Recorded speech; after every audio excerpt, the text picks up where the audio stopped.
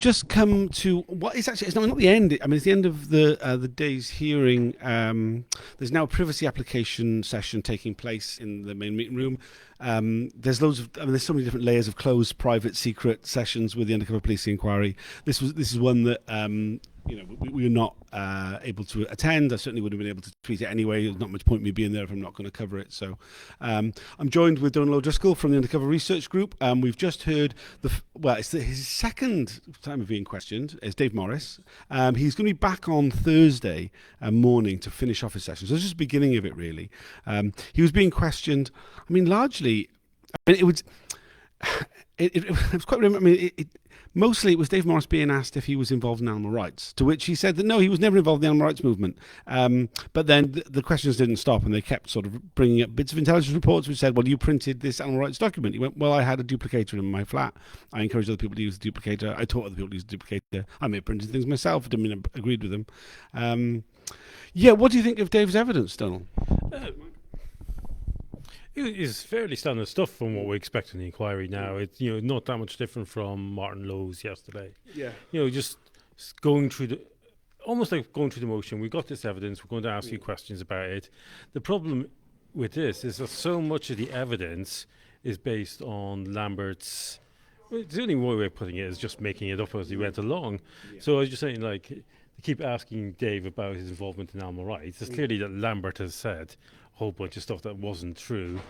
And there seemed to be this basic misunderstanding is that London Greenpeace was a coalition of a broad set of interests, mostly left, of a lot of single issue people, but a lot of people overlapping interests, and they weren't really able to understand what that means on a practical level, that you have people with different interests that don't necessarily align, but somehow it's like, you were London Greenpeace, therefore you supported the ALF, the ELF, and every other cause that happened to be mentioned by somebody. And very hard. It's like they could get through a lot of this by just have a basic understanding of how this sort of group actually worked and paying attention. It feels really weird that they ask all these questions, but then don't digest the answers. It's like, we have these questions, we will answer. And on one level, I can understand it that they have to go through the reports. They have to this report's telling a lie. And in that sense, that's useful and powerful to say, like, oh my God, did he say anything true? Is this the best? Like, this guy got commendation for his work. He's like considered undercover officer par excellence, and is this the best they have? I'm sorry, but the British state is not coming out looking very well. No. And where was all the cooperation? We know they had all these informers and infiltrators and people, grasping out. Where's the cooperation? Nobody at any point just put two and two together and go, none of this actually adds up. Yeah, absolutely. I mean, the other sort of big sort of thing of a lot of the questions today they took me down a bit of a memory lane, to be honest, talking about a way in which, questions like, what is a public meeting? And it's like, wow, okay, we're at that level. There's a lot of, what is a leaflet? Right. I mean, there was a lot of talk about, kind of the way in which activist groups used to operate before the days of the internet, about, producing fact sheets. You're doing mail outs where you stuff loads of different leaflets into an envelope and send them out to large numbers of people. Sociologically, it was a brilliant encapsulation of a moment in time of what these groups were like. And so you say, yeah, I remember doing exactly the same. Yeah, no, absolutely. I mean, I quite enjoyed that session, to be honest, because it really took me back to what we used to do in South Wales Anarchists back in the day. So, I mean, I quite liked that. But I mean, as you say, that it's not just there's a lack of appreciation. There's a complete lack of understanding of that kind of way of operating. And there was still, it seems like the inquiry finds it a lot easier to understand the hierarchical left-wing parties where there's like members and supporters and so forth. They seem to get that quite quickly, but they seem very difficult to understand how non-hierarchical organisations work. There's a lot of focusing who's the leading members, but it's not just. They're getting their understanding from the police, and it's quite clear the police don't understand themselves because they're all, who's the leading members, who's this, who's the leading members, and they're constantly putting these labels on people, and it's just like, you're missing the point. It's like, there's a mass of people come together with a shared interest and they did something. It's as simple as that. It's not more complex. There wasn't one person pulling this string and one person pulling that rope. It was collective effort. Yeah. And they're going to get, if they can't understand it now, they're going to have a serious headache when they get to later tranches, and there's far more accurate and far more, I wouldn't say disorganized, but Amorphous. Totally different perspective. Groups were coming here, appearing like magic here and there. It's like, and I think this is why they end up infiltrating social centres later on. It's like, oh, we can't keep a track of everybody. We haven't got a target group. We've just got a milieu, and this is where they really start coming a cropper. Yeah, absolutely. I mean, like there was a couple of organisations named today, like the Anarchists for Animals. I mean, I'd never heard it before. Dave Morris had never heard it before. Supposedly, he was part of setting up the first meetings or something. But I mean, I can imagine that being the case. You have this high turnover of sort of different labels for groups that might only do one thing. I do actually remember them being around.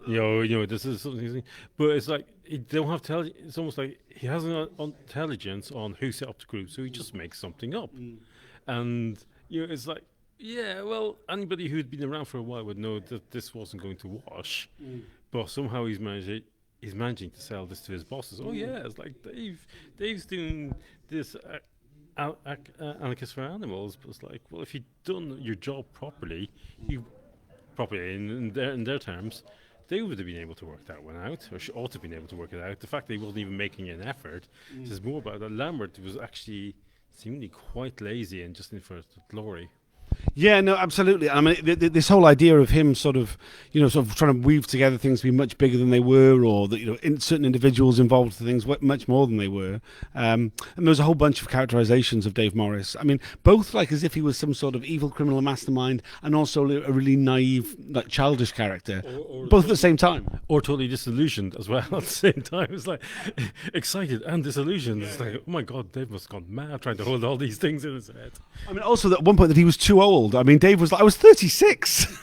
It's just like that time. Come on, I was too old then. I mean, he did say that when punk rock came out, he was 24, and he was probably too old for that as well. So I mean, one thing. I mean, this afternoon session was not live streamed. It's the first of this this block of 4 weeks of sessions over the next 5 weeks. We have a week off as part of it, which will not be live streamed, which is a disgrace. I talked about that earlier in the earlier video I put out. It means that the only way you will be able to follow today's proceedings was on Twitter, which I apologise. I'm not physically able to cover everything that happens. And some of the other people who are very active in tweeting about what's happened are doing so from a distance. So, I mean, they're not able to cover it at all. There's a couple of other people still tweeting in the room, but very few.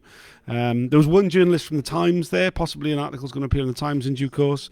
But yeah, it is very limited coverage, and that is going to be the case going forward. I would really encourage people, if you are interested in this stuff, please come along, join me. The restriction order, what I found particularly frustrating, there was nothing said. I mean, I don't know. There was nothing said, no. There was nothing said in that session of 2.5 hours, nearly 3 hours. 3 hours. It was 3 hours long, where which needed to be redacted. Not a single thing. There was no blurts. It would have been absolutely fine to broadcast the whole thing, which really kind of underlines how pointless this new restriction order is, really, about it all. Yeah, and we put plenty of arguments in which were just proven to be the case today. It's like we know what your questions are. We hear so much. We sat through enough of these things to know the general pattern. So when we say it's like you're not going to blur things out, then we have a fair idea what's coming. So it's not washing, and it's a lost opportunity. When we keep seeing this, like previously with Roger Pierce, with witness WB, Zebedee, it's important evidence is not being heard and it's being covered up. And not covered up is just not getting the public exposure that it needs, and this is undermining the inquiry. Yeah, absolutely. I mean, there's no two ways about it. It does undermine the inquiry. I mean, the fact that this inquiry is about undercover policing and it is doing so undercover, I mean, it's quite funny, really, if it wasn't so sad. I mean, it's a tragic comedy, really. The way in which secrecy, just with this session just now, it was like, oh, this is a closed session. It's like, does that mean it's a secret session, or does that mean it's a private session? I mean, what any of these things mean anymore? There's no, the terminology they use is now bereft of any genuine meaning. Yeah, and also it's our history that's getting lost. This is, we were saying earlier that this is bringing us back, but this is an important acknowledgement of who we were. I mean, how often do we get this out in the public? We really dig into what it meant to be in these groups rather than the banner headlines. Yeah. And we have to remember our political routes, and this is unfortunately this is one of the ways to do it. Yeah, absolutely. And I mean, particularly, something which really comes to the fore, which I don't think most people really think about in terms when it comes, particularly because now we live in a different age. But the research and writing up documents was an absolutely central part of being an activist. Now, I mean, there are some fantastic activists now who are doing that same thing. One of them sat next to me. There are others. There's Corporate Watch. There's loads of other people who are doing that kind of work. But back in the day, I mean, like there was no internet, so we really relied on these mail outs of leaflets, these fact sheets that are being put together by groups like London Greenpeace to really inform activists of what organisations were involved in the abuses that were existing in the world and how to target them. But also, it's like when we come along, it's like we were hearing about what happened a few years previously. So like when I started getting involved, it's like I learned about the McDonald's leaflet. It was an important early lesson. And I'm hearing the history of that leaflet, which I just took for granted. They appeared in their thousands. We handed them out in their thousands. We did other things in our hundreds. And this is an important bit of our political forefathers, our political lineage. And to find it weird that it's being lied about, but also being covered up at the same time. It's like you're trying to take something away from us. Yeah, absolutely. Is there anything else you want to add about today's hearing? Oh, God, no. Okay, so supposedly, according to the inquiry, the transcript of Dave Morris's evidence will be released by lunchtime tomorrow. That'll be quite good for them. I mean, that's very fast. I haven't seen them working that fast most of the time. We're taking bets. We are taking bets. They also claim within 3 to 4 working days we will have the video that suggested it'll either be available Friday or Monday. I do not believe them. It took them 2 weeks to release Roger Pierce's video. I don't think there's any edits, so I don't understand what would hold it up. I don't see any reason why, given there was no edits required, they wouldn't going to release that video right now. I mean, the inquiry could just upload the video of the hearing just now straight onto YouTube. There's nothing to add. There's nothing to remove. I'm sure they won't. We can look out for it. If it does, I'll be sharing it. But otherwise, I think that's us for today, basically. I'm already exhausted. Yeah. I mean, it feels like we've been here for fucking months already. I'll be doing a Twitter Spaces later. I don't know what time. It was at 8:30 yesterday. I'll probably be about the same time today. I apologise they're so late. It's just the nature of things. I know it's only 5:30 now, but things actually haven't finished. Even though we're not allowed to report on them, there are things still going on. There's people who are still in the hearing room who we all want to kind of show support to and solidarity for when they come out. So we're probably going to stick around for a bit. So by the time we get back to our digs, it's probably going to be 8:30 before I do the Twitter Spaces. So sorry about that. But I reiterate what I said earlier. If you are interested in this stuff, because of the restriction orders, meaning there's no live streaming of any of the live evidence, please come along. Please engage with it. Even if you're not going to tweet, just come along to take part. I mean, I think it would be really great to see the public gallery full for all the rest of the hearings for this next 4-week period. Don't forget to register. Yes, you do need to register. I mean, it is possible to get in without registering, supposedly, but it's much easier if you do register. If you go to the ucpi.org.uk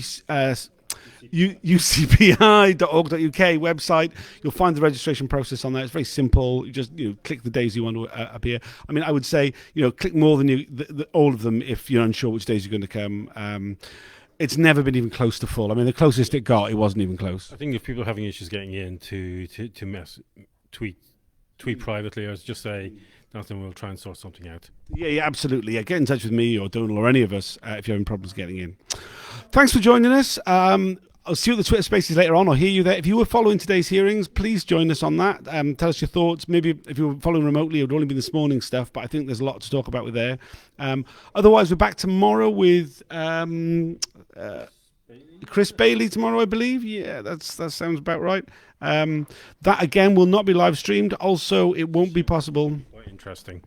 Yeah, Chris Bailey. Yeah, I think. Yeah. I think. Yeah, another. Well, no, I can't really go into the evidence now. Right. Yeah. It will be worth listening into. Yeah. Like all the people who are giving evidence at the moment, it relates to the deployment of Bob Lambert. So it's in and around London Greenpeace. I'll be tweeting what's being said. But that's the only way you'll be able to follow it unless you come along in person. All right, thanks for joining us. Cheers for now.